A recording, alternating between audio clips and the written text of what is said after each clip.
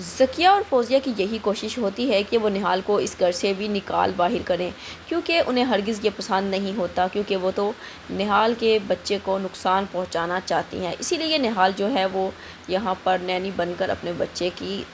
اس گھر میں آ چکی ہوتی ہے، اور یہاں پر وہ اپنے بچے کے آس پاس بھی فوزیہ اور ذکیہ کو بھٹکنے نہیں دے گی۔ اس بات پر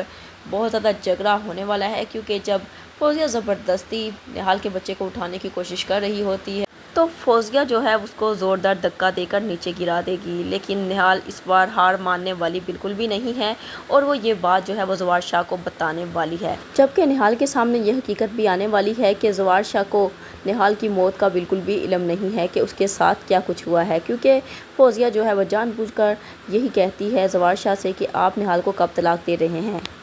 تو یہ ساری باتیں جو ہے وہ نہال سن لے گی، کیونکہ زوار شاہ کو تو موت کے بارے میں پتہ ہی نہیں ہوتا کہ نہال کی موت ہو چکی ہے، اس لیے وہ کہے گا کہ میں بہت جلد نہال کو ڈیورس کے پیپر بھجوا دوں گا۔ اور اب تو نہال اور زوار شاہ میں اچھی خاصی دوستی ہونے والی ہے، کیونکہ زوار شاہ تو نہال سے اپنے دل کی ساری باتیں شیئر کرے گا، اور اس سے کہے گا کہ شباب جو ہے وہ اس سے پہلے بے پناہ محبت کرتی تھی جب اس کی اولاد نہیں تھی، لیکن جب سے اس کا بیٹا پیدا ہوا ہے تب سے شباب نے اس پر توجہ دینی ہی بند کر دی ہے، اور ساری کی ساری محبت وہ اپنے بیٹے پر ہی لٹا دیتی ہے،